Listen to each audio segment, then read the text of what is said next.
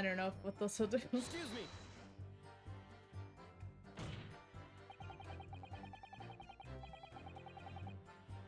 Is there something you'd like to share with the court, Inspector Gregson and Mr. Graydon? And you're gonna ignore us, aren't we? Oh. Inspector! Mr. Graydon! Wah! Blimey, you're trying to give me a heart attack. Alright, will this be the end? Who knows? Hey guys, welcome back.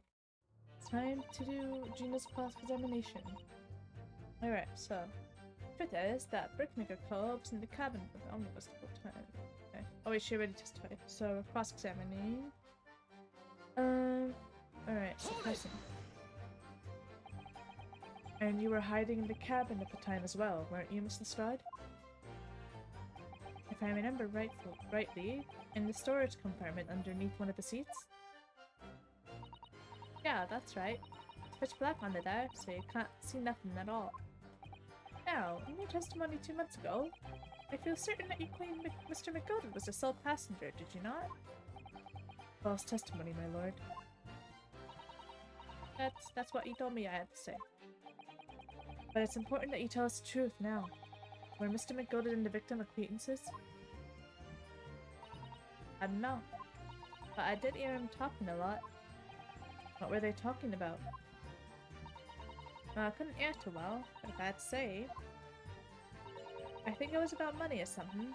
They kept talking about buying and not buying. Perhaps business dealings of some kind. Well, anyway, they got louder and louder. It started to sound like a proper fight. I was pretty scared by then. I hardly dared to breathe. And then, all of a sudden, I heard a noise like someone killing over on the floor. It was blooming loud and all. And I believe you let out an involuntary scream. Yeah, that's what gave me away.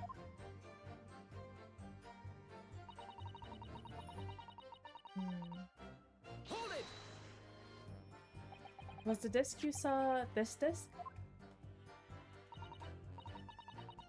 Yeah, I reckon it probably was. It was right next to the cove, lying on the floor. But this disc could belong to the victim, perhaps? I don't know, but McGilder picked it up pretty smartish. And then he sat cove with the knife in his belly up on the seat. What did he say to you at the time? He told me to not say a word about what I'd seen or heard to no one. About the disc and all. I was dead scared. The way he was looking at me, I thought, if I didn't go along with it, I'd get stuck with that knife too. And he started asking me a lot of questions. Like what my name was and where I lived and that. He asked me about being a dad too. But after a while, what had happened in the carriage was noticed. Yeah, that's right. First there was kind of rapping noise. Okay. Hold it! There were 2 gentlemen occupying the seats on the roof deck, I believe. That's right. Oh jeez, these 2. They must have looked down through the skylight and noticed the cove with the knife in its guts. When they screamed, the driver put up the horses and McGilder got me out of sight. Out of sight? Where? Back under the seat where I started off. Once the carriage came to an halt, 2 culls from the roof ran off to fetch the slops. If they immediately left to fetch the police, it would appear they were entirely unrelated to the incident. So that left McGilded, the driver, and you still at the scene. Yeah, only the driver didn't know I was there because I was under the seat. I had the cabin door open and a voice from outside. The driver, yes?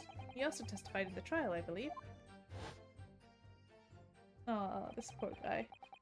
A fellow who went by the name of Beppo, if memory serves. What did McGilden and the driver say to each other? I don't know what happened, and stuff like that mainly.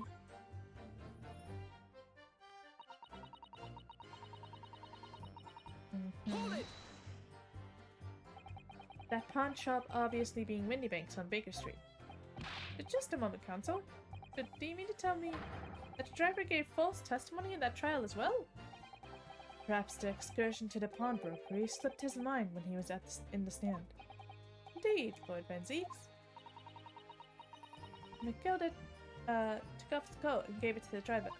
he folded it up, all careful-like, before handing it over. When I saw him do that, I remember thinking, that coat ain't what's in it. That coat ain't what's in it. Has gotta be worth a few bob. Yes, Gina was sure that this must be worth more than Mr. Windybank was suggesting, wasn't she? I remember her quibbling with him over the price that afternoon at the pawnbrokery. I'm pretty sure he just did it to hide the evidence of the murder, that's all. The driver looked pretty happy when McGilded flashed some brass in his face. He went running off at a lick. And the bog trotter called to me and told me to come out from the drags cabin.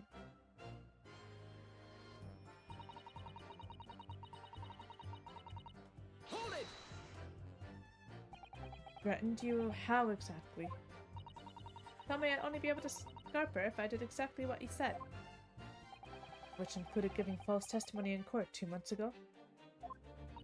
Yeah, that's it. And there's one other thing he said. Which was? It told me I'd have to hang on to the ticket from the pawn shop and make sure not to lose it.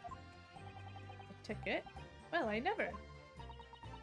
Said that if I didn't show up to get the ticket off me before 2 months passed, I had to go to the pawn shop and pay the money to keep it in lug, to stop it being forfeited. He left me with some brass to pay for it. Oh really? Why on earth would Mr. McGilded have done such a thing? Depositing his overcoat with a pawnbroker before the arrival of the police. It makes no sense at all. There would seem to be only one logical explanation, my lord. What McGilded had the driver deposit at Windybanks was something he didn't want the police to see. Something very important that he needed to hide at all costs.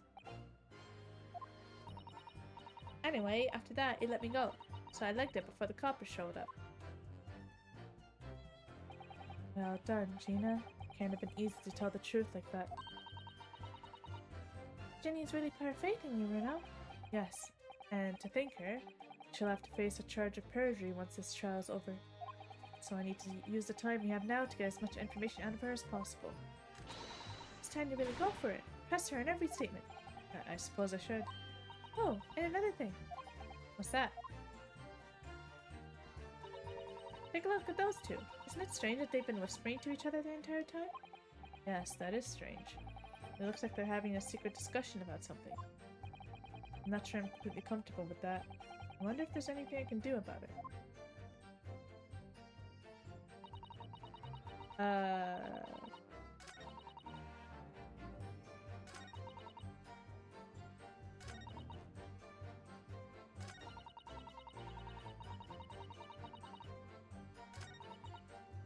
Do we press something again?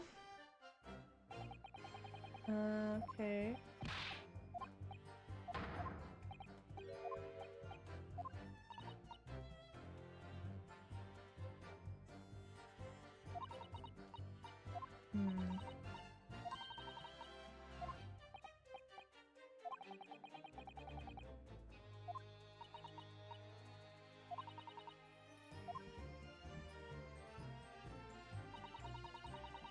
Nothing to do about that. Well.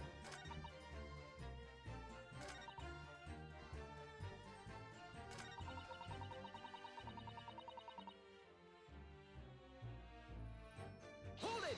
Can we press everything again? Let's just see.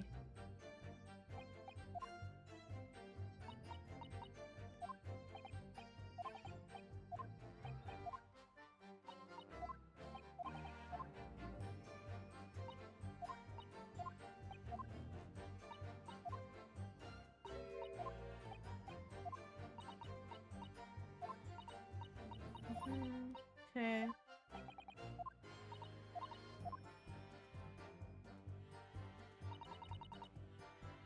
Hold it!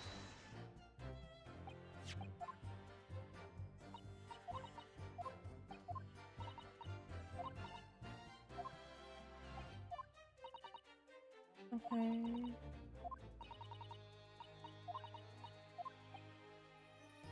Wait, what was that button, right?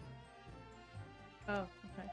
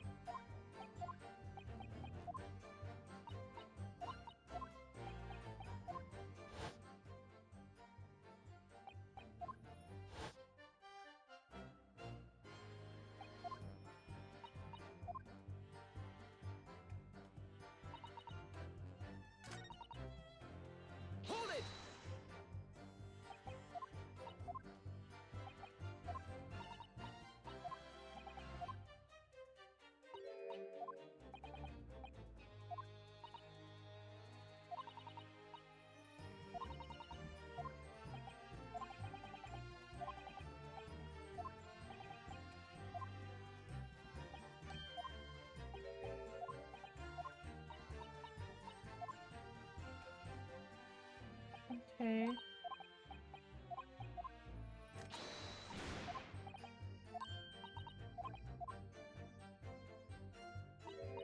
Hmm. What can we do about it?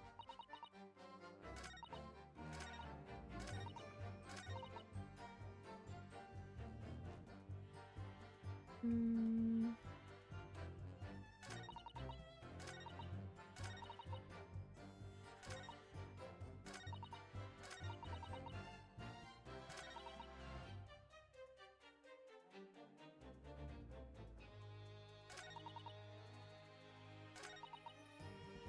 Onto the contra. Mhm.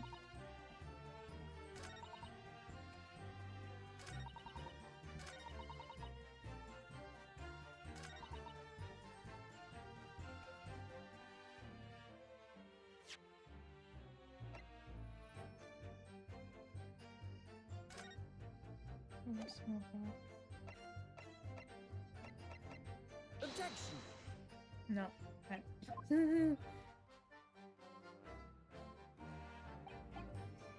That's connection. My dad picked. Here, I want to. That's funny. Tony panic stricken. Look, I know. I have to do something about those two, it seems.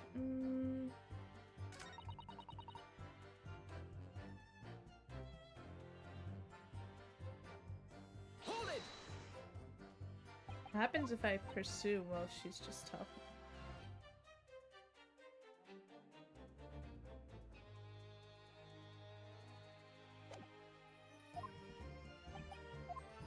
Hmm.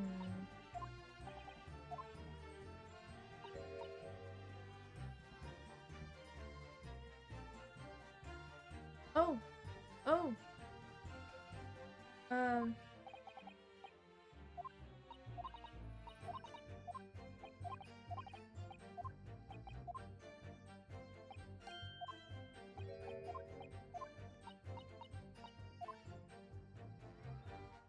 Wait a second. It said the ticket, so... There's 2 tickets. I'm not sure if I can do the stop poster, but I do know that... I don't know if this will work, though. Objection! No. What? Oh my gosh. Stop. Seems to me that is the damning inconsistency here with the misplaced confidence of your assertion. He has a damning tongue. You invited, sir? Oh gosh.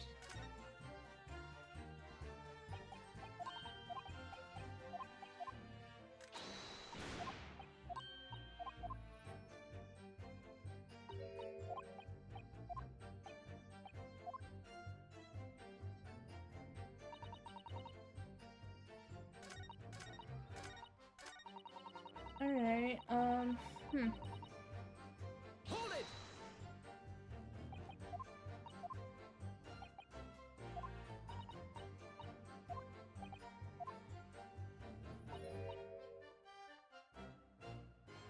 I don't know what this will do. Excuse me!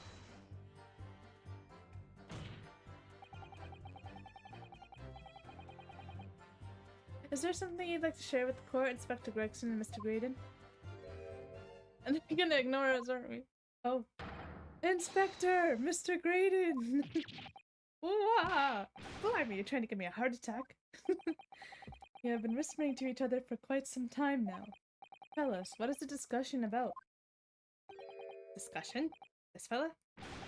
Call the other one, Sunshine. Think I've got anything to talk about with a shady gent like this? And I have nothing to say to this uncouth detective after he deprived me of that disc that was rightfully mine. But they've clearly been talking the entire time I've been cross-examining Gina. It's as if they've been negotiating. Oh. Thank you, Mr. Straw. Thank you, Counsel. I've heard enough. I believe you now have a reasonable understanding of what actually transpired on the omnibus. It would appear on that night 2 months ago, a negotiation was taking place in the omnibus. The negotiation concerning this disc, however, matters did not run smoothly. When the parties involved began to quarrel over price, McGilda took what he wanted by force, at the expense of the other man's life. Which proves my point. The disc was clearly extremely valuable in some way, though I don't understand why as yet. And 2 days ago, precisely 2 months after the omnibus incident, McGilda's coat and its contents were due to be forfeited. I didn't know what I should do with the ticket. I mean, the cove died after his trial. I knew that. So you decided you would try to claim the articles as your own. Well, why not, eh? They're not going to be forfeited. Why shouldn't I have gone? Anyway, you can't blame me for thinking about it. Thinking ain't no crime. Miss Lestrade, it would appear Mr. McGilda was prepared to kill in order to take possession of this disc. Do you know why that would be? Eh? I ain't got a clue. But I reckon it must be worth a fair bit of brass. He was probably gonna sell it.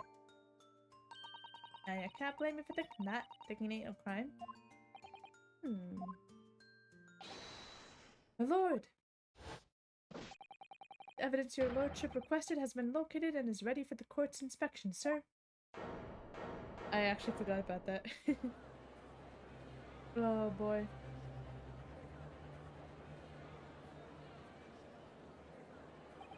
A mysterious little box deposited by McGilda 2 months ago. There's no doubt in my mind that it's a key piece in this far-reaching puzzle. Oh boy. Another to be continued. I wonder how much longer this is gonna take. Oh, I'm so curious.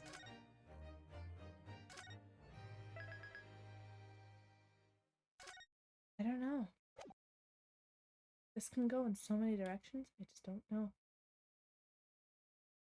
Ooh. So this is the article in question, is it? A small box deposited with the pawnbroker by Mr. McGilda 2 months ago. And on the night of Mr. Windybank's murder, the only item on the shelves that was touched by whoever broke into the shop. Quick, quick, let's open it and see what's inside. Okay, Iris, don't be so cheerful about it. What the heck?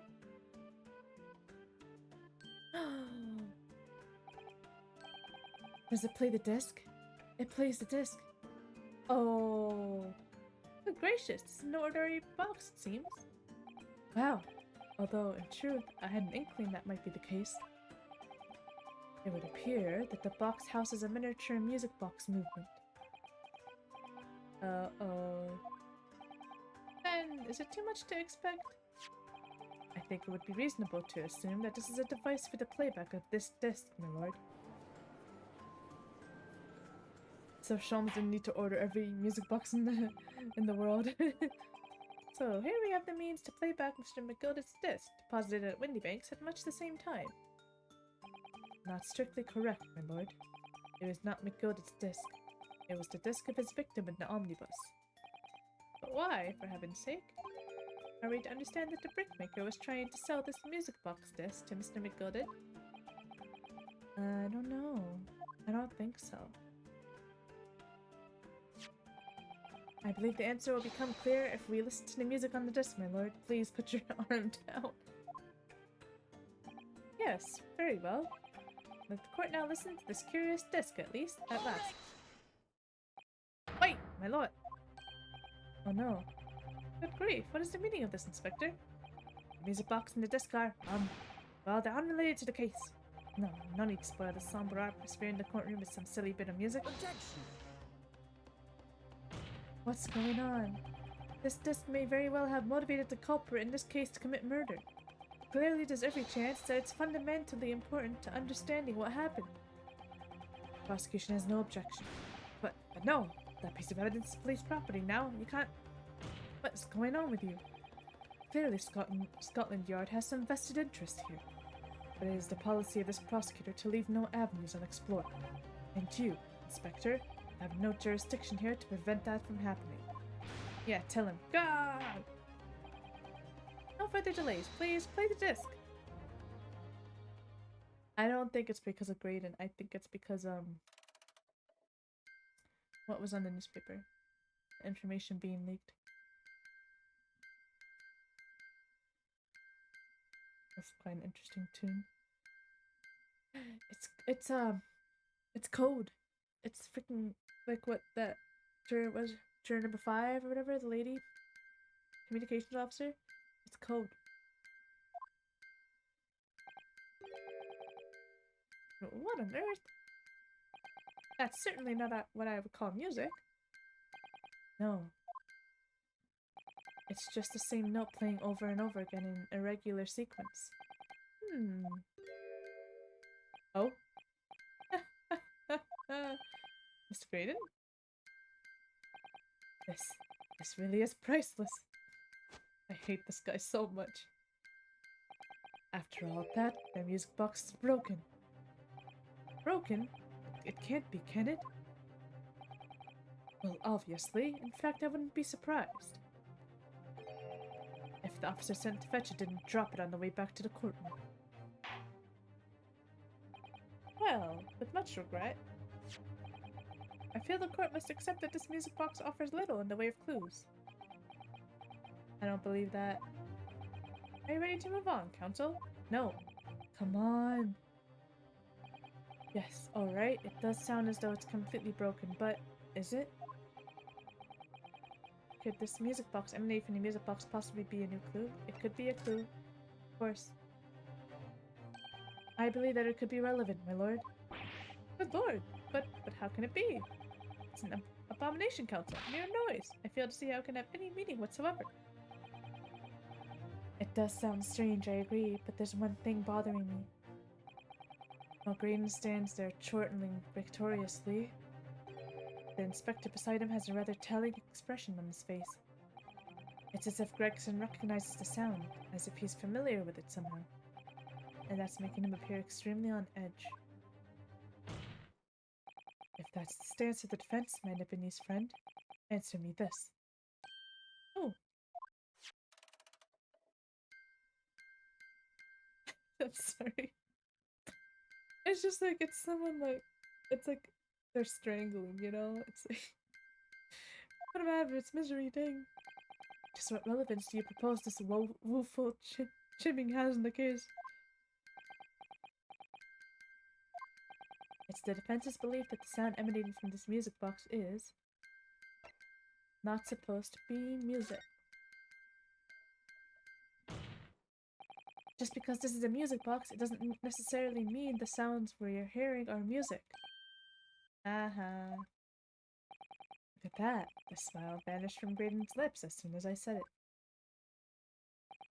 I'm on the right lines here. I must be. Making deductions based on how people react to what you say. You're acting just like Hurley, you know? Yay! All the training paid off. Objection! The sounds we're hearing aren't necessarily music. Well, now that you've told us what they are not, I'm sure the court would like to hear what they are. Do enlighten us, my Nipponese friend. Well, surely you have an idea in mind, because if not,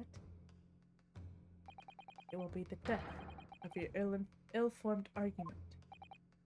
Exactly. That music box is clearly broken. Refusing to accept that fact is pure foolishness. They've got me. I don't know what the answer is. Yet. Bruno, I've just examined the music box very thoroughly.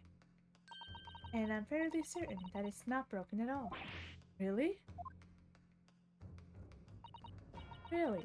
The way it's been made, it can only produce a single note anyway. Thank you, Iris.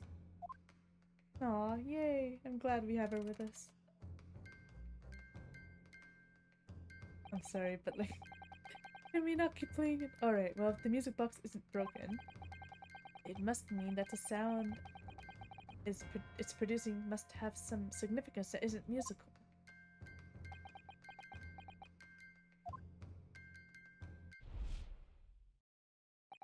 Ah! Could it be? Is that what these sounds are? Something just struck me, Renault. I feel like recently, in the past few hours even, I've heard another sound very much like the one this music box makes. Yes, it's a familiar sound. Actually, Iris, I was just thinking exactly the same thing.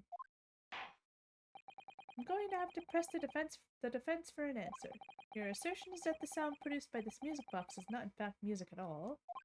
Then what the devil is it, Counsel? All the evidence we've seen so far, all the testimony we've heard. It's all pointing to one single answer now. The prosecution demands that my learned Nipponese friend presents proof now. Tangible proof of this latest, wild speculation. Alright then. This could be the best chance I'm going to get to fight back in this trial.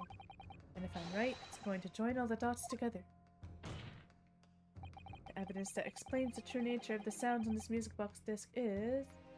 I'm guessing it's the newspaper. Just gonna go through everything just to make sure. Yeah, has to be the newspaper. Take that! Today's paper, Counsel. The headline is Pawnbroker perishes in pick-purse plunder. Hardly supportive of your cause. No, my lord.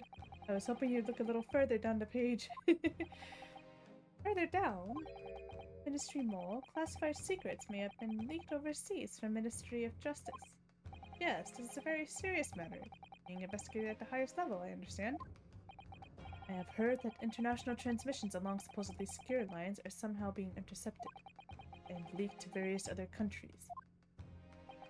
And presumably, those transmissions are in the form of wire telegrams? Of course. Juror number 5, your input, please. Stop. Oh, me, sir. Whatever is the matter?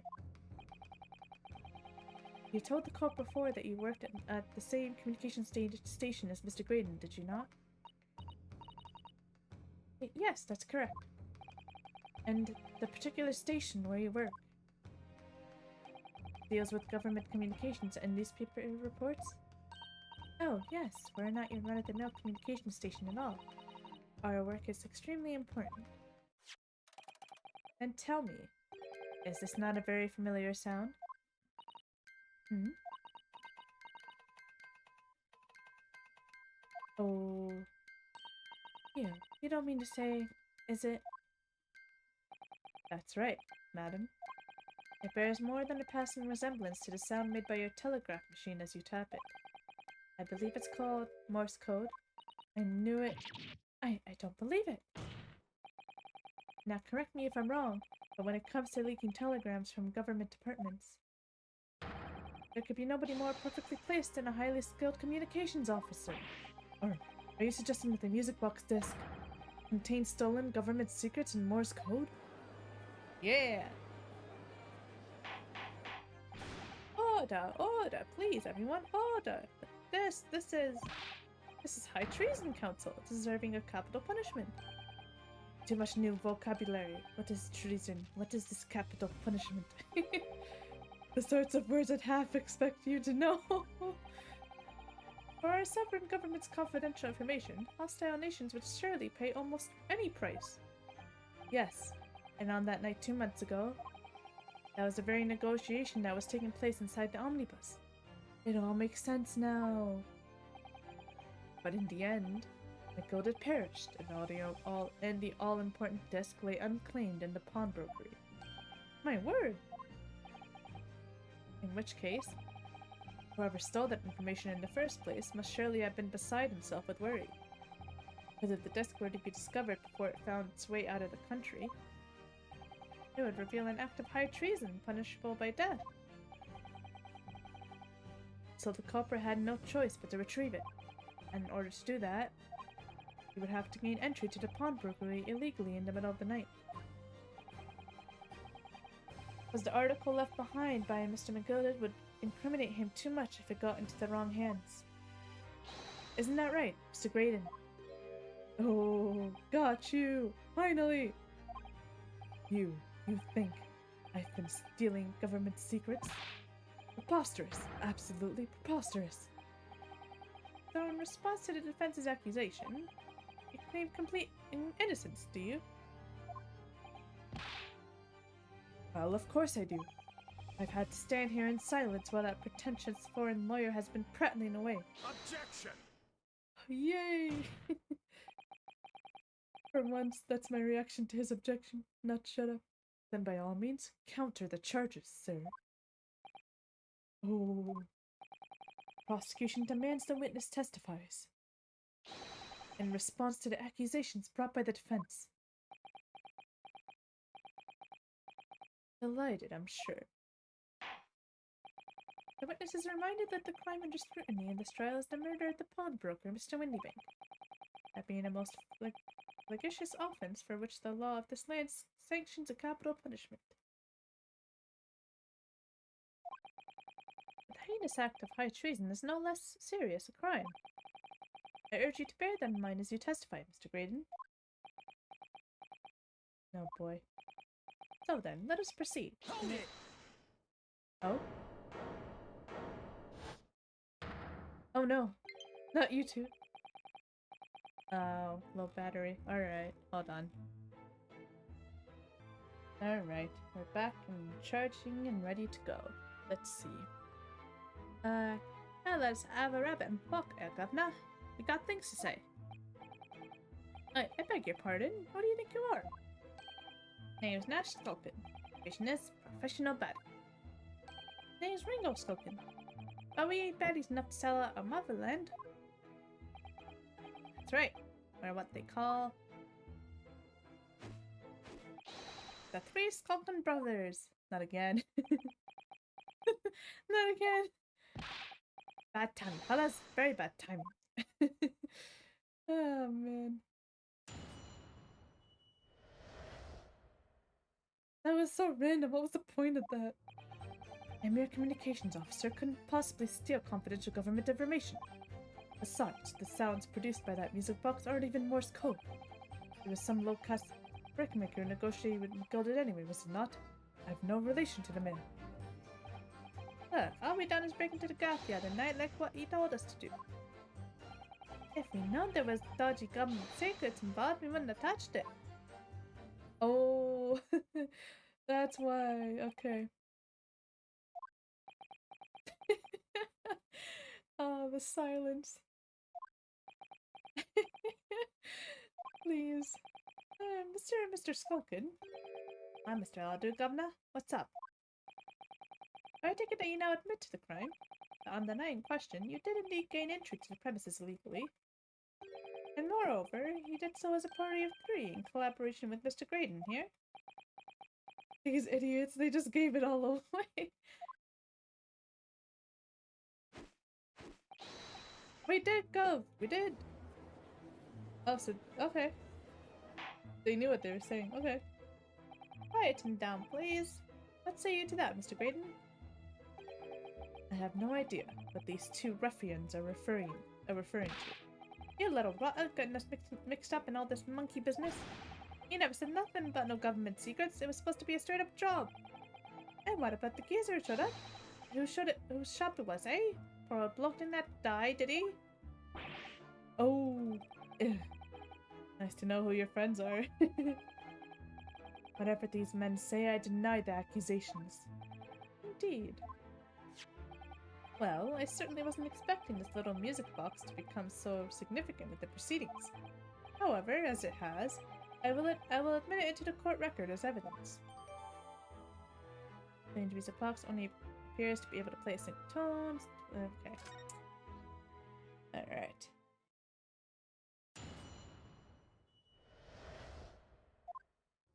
Much as I hate it, let's press the guide. Unless, is there anything that's... No. Negotiating field enemies, not. No wish to man. Invasion to the gut, and then what's supposed to do?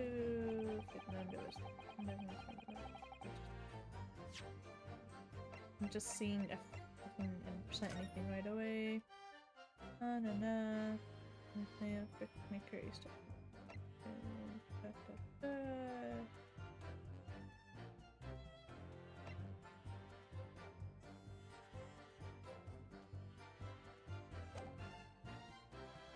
Okay, I guess I'll press.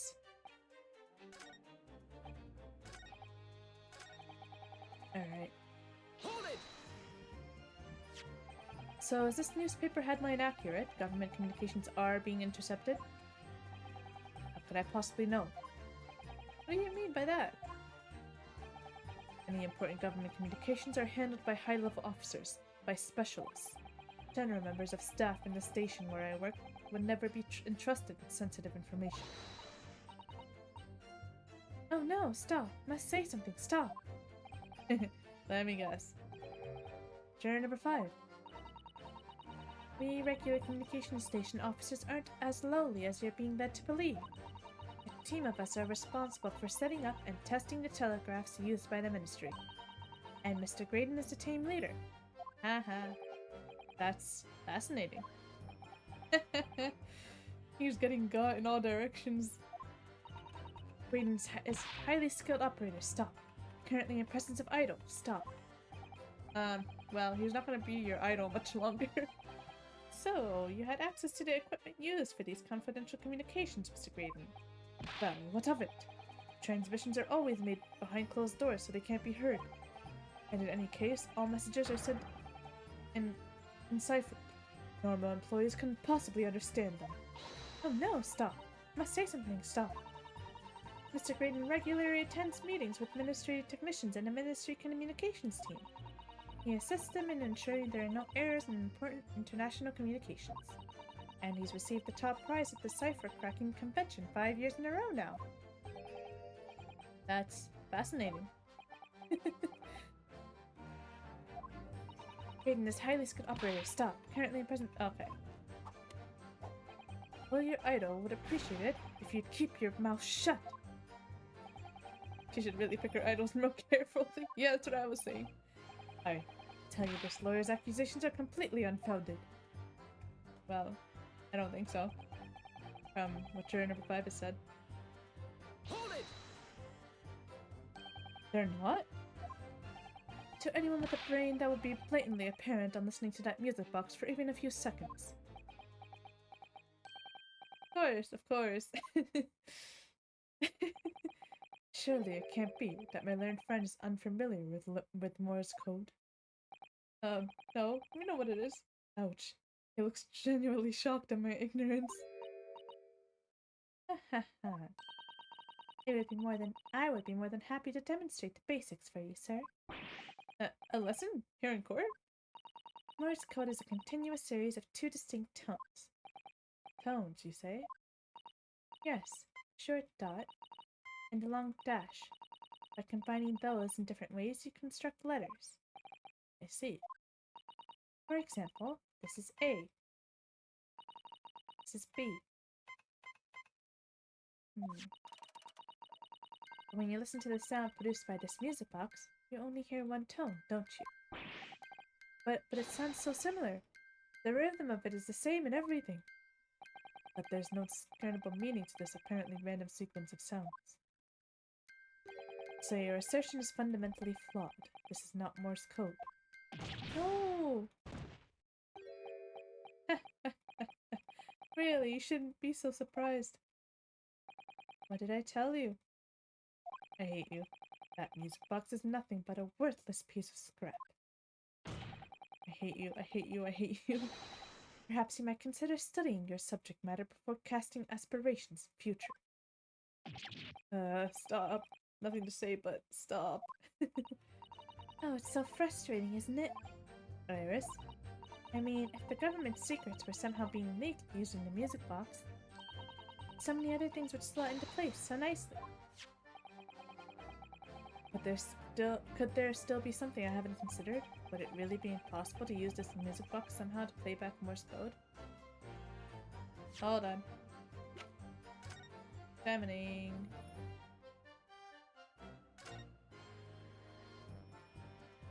Of course, there's something on the bottom. Oh, what is it, Reno? I've just noticed something about this music box. It looks like the bottom of it opens up as well. Ah, you're right. Well, come on then. What are you waiting for? Let's open it. Alright then, here goes. Look at that. There's another movement on the other side. On the underside. So does that mean you can set another disc to play back on this side? Yes, I think so. And it looks like two movements are linked together. They're linked? So if you had two discs, they would both play back at the same time. But we only have one. Huh. See how the former gilded disc sits in the music box the man deposited in Winty makes. It couldn't be a more perfect fit. But there's no question then, this disc was designed to be played in this music box. Yet despite that, sounds it produces are neither musical nor do they appear to have any meaning. It just doesn't make any sense. I wonder, perhaps there's more to this music box than meets the eye. Maybe we haven't discovered all its secrets yet. Saw this. Maybe we look in here. Would have thought there would be a second movement on the underside of the box, and this movement is like the other one. Palm's teeth are all the same length, so this movement also only produces a single tone like the other one. Yes, it must do, except that the length of the teeth on the two combs isn't the same. So the single tone produced by this movement would be different to the single tone we've already heard. What? Basically, each movement can only produce a single note. The notes they produce are different. A music box that can only play two tones. Alright, got that info. Anything else? Just make sure we get all our bases here.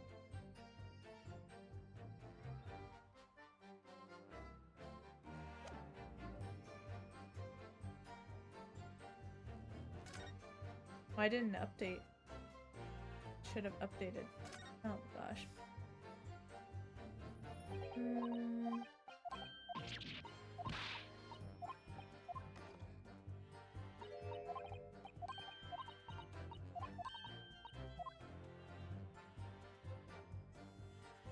Unless we're about to... Okay, hold on. Oh, shoot. Okay. Yeah, okay. Maybe we're about to discover this. Maybe I jumped the gun.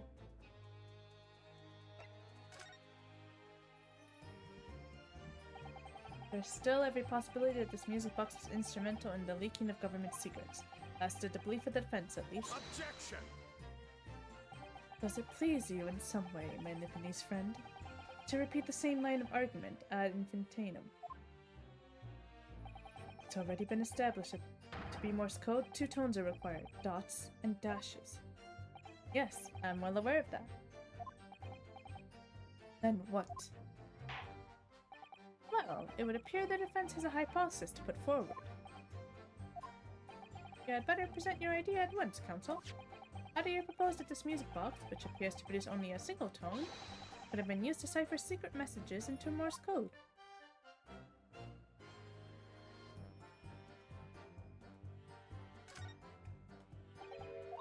There we go.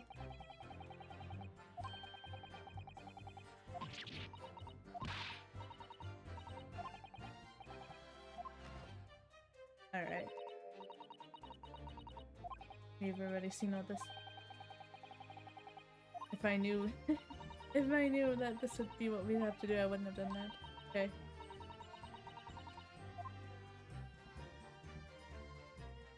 Got it! There we go. Oh gracious, what am I looking at here? Another movement on the underside of the music box. What? I do feel kind of bad for Van Zeeks because he says we're conjuring stuff, and it's kind of true because like we always pull up the stuff we need during the trial. Like we found that third bullet, and now we found an underside on the music box. We're just lucky. It appears, my lord, that the two movements are linked together. In other words, you can put two discs in this music box, and the sounds of both will play back at the same time. Good heavens! As the court has heard, Morse code comprises of two tones, a short dot and a long dash. With a second disc in place, this music box could be used to generate Morse code and convey a message. Ha ha ha ha. This is beyond a joke. I'm sorry? This poor excuse for a lawyer has absolutely no evidence to support his claims. Though of course, if my learned friend were able to present the court with the second disc, that would be another matter. Well, I can't at the moment. And may I remind the court that, as the witness has pointed out, he was not the one in the omnibus with McGilded 2 months ago, striking a deal over the disc or discs. Indeed, that was Mr. Mason, the brickmaker. Exactly. I had nothing whatsoever to do with it. I'm not so sure. Though it has holes, I must admit the argument presented by the defense has much promise. I believe the cross-examination should continue. The link between Graydon and the victim with the omnibus case must be there somewhere, but I haven't found it yet. Oh dear, it looks like you need to give your argument more strength, Bruno. You'll reiterate your testimony if you please, Mr. Graydon. Oh gosh. If I must, though I maintain exactly what I did at the start of this pointless cross-examination.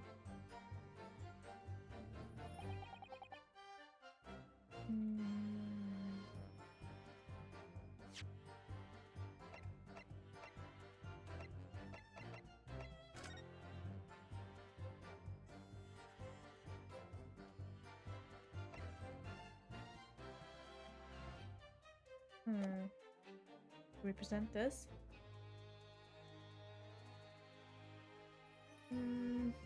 Let's just press first. Let me press first before I jump the gun. So 2 months ago in that omnibus, McGilded killed the brickmaker and stole the disc. Mr. Mason was a single man with almost nothing to his name. It seems he lived in an artisan quarter some years ago, but people there remember little about him. That doesn't make much sense though, does it? How would a humble brickmaker come to acquire secret government information? How indeed. There must have been somebody else involved behind the scenes in all of this.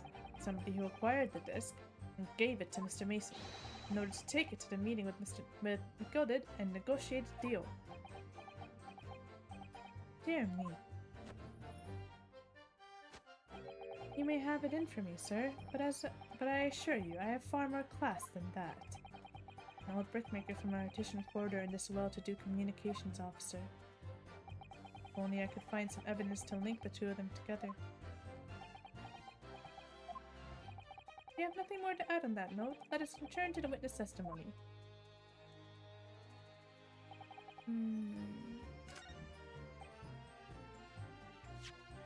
Should we press them? Maybe they'll have something.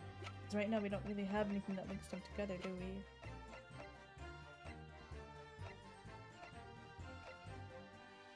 Alright. I'm sure they'll let something slip. Let's do it. Hold it!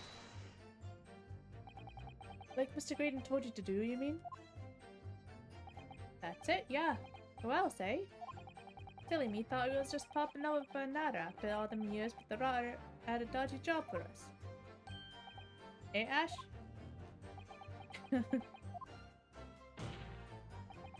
Let me stop you there, Mr. Skulkin. After all them years, you say? You mean to tell me that Mr. Graydon is an acquaintance of yours? Quite a sociable kind of baddie, you know? Sure, let's say Graydon's an old China. Oh? Excuse me. I knew they'd let some things slip. Is something wrong, Mr. Skulkin? Eh? No, the other Mr. Skulkin. What? Oh, me? When your brother was testifying just now, he said something that seemed to cause you to react. Oh, I was just remembering the old days, that's all. We used to have a right old laugh together way back when. Oh, cliffhanger time. I wonder what they used to have a good laugh about. Oh, and how they're related. I knew there was something deeper with these guys. I feel bad, they're like treated like dumb, but like they seem like actual good people even though they're committing crimes. That even, I guess you can be a good person and like still have to do crimes for to live your life. Alright, we'll find out how they're related next time, and what links Graydon with the brickmaker. Wait, they said their third brother is missing. Nah, I don't think it's Mr. Mason. It's just a random thought that popped in my head. Alright guys, that's gonna be it for this one. Hope you guys are having an amazing day, and I'll see you in the next one. See you later.